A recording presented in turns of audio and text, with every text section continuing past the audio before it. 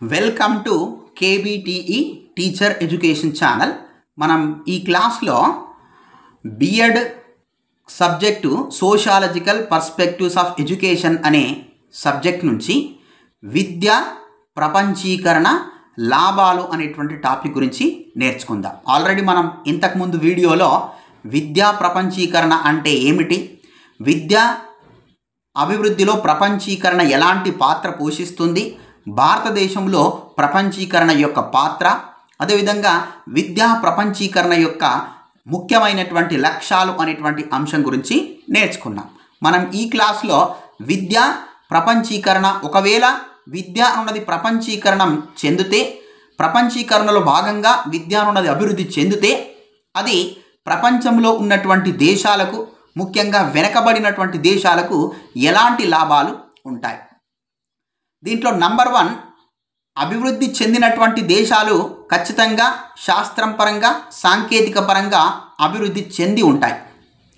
So ఇలా శాస్త్రం పరంగా సాంకేతికత పరంగా అభివృద్ధి చెందినటువంటి దేశాలు ఏం చేస్తాయి, వెనకబడినటువంటి శాస్త్రం పరంగా సాంకేతిక పరంగా వెనకబడినటువంటి దేశాలకు విద్యకు సంబంధించినటువంటి సాంకేతిక పరిజ్ఞానాన్ని ఏం చేస్తుంది, వెనకబడినటువంటి దేశాలకు, ఇతర దేశాలకు అందించడం అన్నది జరుగుతుంది. నెక్స్ట్ రెండవది తీసుకున్నట్లయితే, అభివృద్ధి చెందినటువంటి శాస్త్ర సాంకేతిక ఫలాలు ప్రపంచంలో ఉన్నటువంటి అన్ని దేశాలకు అందుబాటులోకి రావడం వల్ల, ముఖ్యంగా వెనకబడినటువంటి దేశాలకు అందుబాటులోకి రావడం వల్ల, అభివృద్ధి చెందుతున్నటువంటి దేశాలకు అందుబాటులో రావడం వల్ల ఈ వెనకబడినటువంటి దేశాలు, అభివృద్ధి చెందుతున్నటువంటి దేశాలు సత్వరంగా, అదేవిధంగా సంక్షేమపరంగా అభివృద్ధి చెందేటువంటి అవకాశం అన్నది ఉంటుంది. నెక్స్ట్ అదేవిధంగా ఇక్కడ గుర్తుపెట్టుకోవాల్సిన అంశం ఏంటి అంటే, ఈ ప్రపంచీకరణం వల్ల ప్రపంచంలో నువ్వు ఎక్కడికి వెళ్ళైనా కూడా విద్య ఉపాధికి సంబంధించినటువంటి అవకాశాల్ని పొందవచ్చు. అంటే విశ్వవ్యాప్తమైనటువంటి ప్రమాణాలను, సామర్థ్యాలను విద్యార్థులు పొందడం వల్ల ఏం జరుగుతుంది, వాళ్ళ యొక్క జీవన ప్రమాణాలు సహజంగా అభివృద్ధి చెందుతాయి. ఫర్ ఎగ్జాంపుల్, మన దేశం నుంచి ప్రతి సంవత్సరము అమెరికా కానీ, కెనడా కానీ, ఆస్ట్రేలియా కానీ, సింగపూర్ కానీ, మలేషియా కానీ, ఇలా అనేక దేశాలకు మన దేశంలో ఉన్నటువంటి విద్యార్థులు చదువుకోవడం కొరకు కానీ, లేకపోతే ఉపాధి కొరకు కానీ విదేశాలకు వెళ్ళేటువంటి అవకాశం ఉంది. ఎందుకు వెళ్తున్నారు అంటే, జీవన ప్రమాణాలు పెరుగుతాయి, విద్యకు సంబంధించినటువంటి జ్ఞానం అన్నది పొందుతారు, దాంతో సహజంగా వాళ్ళ యొక్క జీవన ప్రమాణం అన్నది పెరుగుతుంది. అదేవిధంగా ఎప్పుడైతే విద్యలో ప్రపంచీకరణం జరుగుతుందో ఇది ఖచ్చితంగా విశ్వశాంతికి కారణం అవుతుంది. ఎందుకంటే అన్ని దేశాలలో ఒక దేశం అమెరికాను తీసుకున్నప్పుడు దాదాపుగా ప్రపంచంలో ఉన్నటువంటి చాలా దేశాల నుంచి విద్యార్థులు అమెరికా వెళ్తారు, ఆస్ట్రేలియా, సింగపూర్, మలేషియా వెళ్తారు. సో ఇక్కడ ఏం జరుగుతుంది, సంస్కృతి అన్నది ఒక దేశంలో ఉన్నటువంటి సంస్కృతి ఇంకో దేశంలోకి వెళ్తుంది. సో దానివల్ల ఏమైపోతుంది, దేశాల మధ్య, ప్రపంచంలో ఉన్నటువంటి వివిధ దేశాలలో నివసిస్తున్నటువంటి ప్రజల మధ్య సంబంధాలు పెరుగుతాయి, అంటే దూరం అన్నది తగ్గుతుంది. సో కాబట్టి ఖచ్చితంగా ఇది విశ్వశాంతికి కారణం అన్నది అవుతుంది. అదేవిధంగా ప్రతి దేశంలో ఖచ్చితంగా గుర్తుపెట్టుకోవాలి, ఈ ఉన్నత నైపుణ్యాలతో కూడినటువంటి పరిశోధనలు చేసేటువంటి అవకాశం అన్నది ఉంది. ఫర్ ఎగ్జాంపుల్, మన దేశంలో ఒక విద్యార్థికి శాస్త్రం పైన, విజ్ఞాన శాస్త్రం పైన పరిశోధన చేసేటువంటి మక్కువ ఉంది అనుకుందాం. అతను ఏ దేశంలోకి వెళ్ళైనా కూడా అతను ఉన్నత ప్రమాణాలతో పరిశోధన చేసేటువంటి అవకాశం ఈ విద్యలో ప్రపంచీకరణ అన్నది కల్పించడం అన్నది జరుగుతుంది. అదేవిధంగా ప్రపంచంలో గల ధనం, అంటే ఆర్థికంగా అభివృద్ధి చెందినటువంటి దేశాలు, ప్రభుత్వాలు కానీ, అక్కడ ఉన్నటువంటి సంస్థలు కానీ, ప్రజలు కానీ ఏం చేస్తారు, పెట్టుబడి రూపంలో వాళ్ళ దగ్గర ఉన్నటువంటి ధనాన్ని, వాళ్ళ దగ్గర ఉన్నటువంటి డబ్బుని ఏం చేస్తారు, ప్రపంచంలో ఉన్నటువంటి అన్ని దేశాలలో విద్యా వ్యాప్తికి ఉపయోగించడం అన్నది జరుగుతుంది.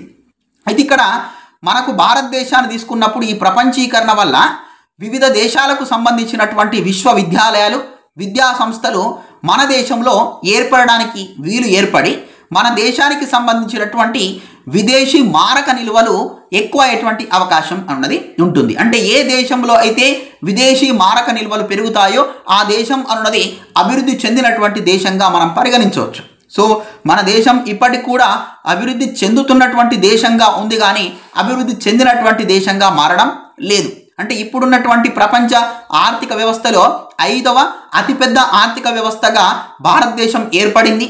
దీనికి కారణం మీకు ఆల్రెడీ తెలుసు, పివి నరసింహారావు, అదేవిధంగా మన్మోహన్ సింగ్, ఇప్పుడున్నటువంటి నరేంద్ర మోడీ ప్రభుత్వాలు ఈ సరళీకృత ఆర్థిక విధానాలు, ప్రపంచ దేశాలతో సంబంధాలను పెంచుకోవడం, ప్రపంచ దేశాలకు సంబంధించినటువంటి విద్యా సంస్థల్ని మన దేశంలో ఏర్పాటు చేసేలా వీలు కల్పించడం ద్వారా మన దేశానికి సంబంధించినటువంటి విదేశీ మారక నిల్వల్ని పెంచుకుంటున్నాం. కాబట్టే మన దేశం అన్నది ఈరోజు 5వ అతిపెద్ద ఆర్థిక వ్యవస్థగా ఉంది. రాబోయేటువంటి కాలంలో 2 లేదా 3వ స్థానానికి కూడా వెళ్ళేటువంటి అవకాశం అన్నది ఉంటుంది. అదేవిధంగా ఈ విద్యకు సంబంధించినటువంటి ప్రపంచీకరణ జరగడం వల్ల ఏం జరుగుతుంది? సమాచారం అన్నది మార్పిడిలో వేగం అన్నది పెరుగుతుంది, విజ్ఞాన సమాజాలు ఏర్పడతాయి, విశ్వ సౌభ్రాతృత్వం అన్నది పెరుగుతుంది, దేశాల మధ్య సంబంధాలు పెరుగుతాయి, విశ్వశాంతికి కూడా కారణమయ్యేటువంటి అవకాశం అన్నది ఉంటుంది. ఎప్పుడైతే విదేశీ విశ్వవిద్యాలయాలు, విద్యా సంస్థలు మన దేశంలోకి వస్తాయో, వచ్చినప్పుడు ఏమైపోతుంది? ఫర్ ఎగ్జాంపుల్ మన దేశాన్నే తీసుకుందాం.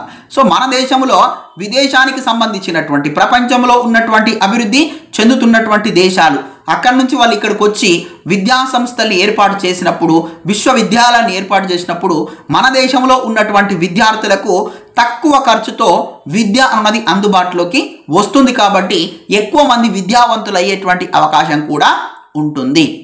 అదేవిధంగా ఈ విద్యకు సంబంధించినటువంటి ప్రపంచీకరణ వల్ల జరిగేటువంటి అతి ముఖ్యమైనటువంటి అంశం ఏది అంటే, వివిధ దేశాల మధ్య ఉన్నటువంటి శత్రుత్వం అన్నది తగ్గి స్నేహ సంబంధాలు మెరుగుపడేటువంటి అవకాశం అన్నది ఉంటుంది. ఫర్ ఎగ్జాంపుల్ అమెరికాకు సంబంధించినటువంటి విశ్వవిద్యాలయాలు మన దేశంలో ఏర్పడితే మన దేశానికి ఆ దేశానికి మధ్య ఏం పెరుగుతుంది? సంబంధాలు పెరుగుతున్నాయి. అంటే మీకు ఆల్రెడీ తెలుసు, ఈ మధ్య కొన్ని దేశాల వల్ల ఏం జరుగుతుంది? ప్రపంచ అశాంతికి కారణమయ్యేటువంటి అవకాశం అన్నది ఉంటుంది. సో ఇలా జరగకూడదు అనుకున్నప్పుడు ప్రపంచీకరణ జరగాలి, సాంకేతిక మార్పిడి జరగాలి, విజ్ఞాన శాస్త్ర మార్పిడి జరగాలి, సమాచార మార్పిడి జరగాలి.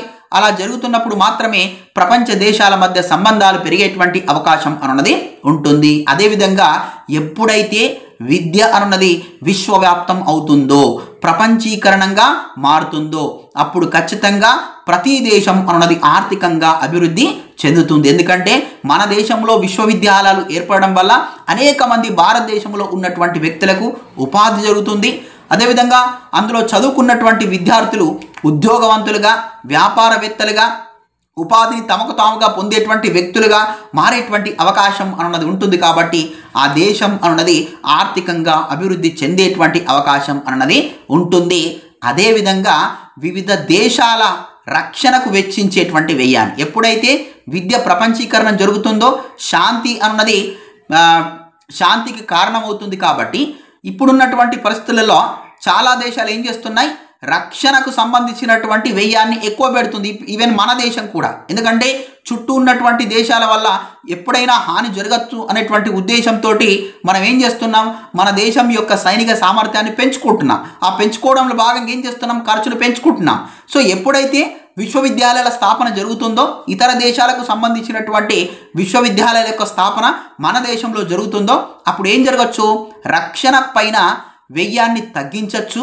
ఆ రక్షణ శాఖ పైన పెట్టేటువంటి వ్యయాన్ని, ఖర్చును విద్యకు కానీ ఇతర రంగాల అభివృద్ధి కానీ వినియోగించేటువంటి ఆస్కారం అన్నది ఉంటుంది. సో ఇలా విద్య అన్నది ప్రపంచీకరణం చేయడం ప్రస్తుతం చాలా ఆవశ్యకం.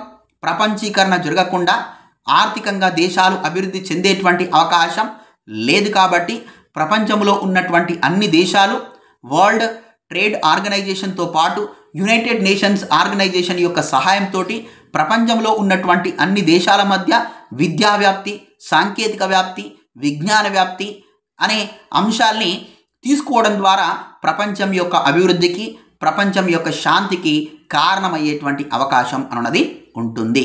సో ఇది మనం ఈ క్లాస్లో నేర్చుకున్నటువంటి అంశం విద్య ప్రపంచీకరణ లాభాలు. Thank you.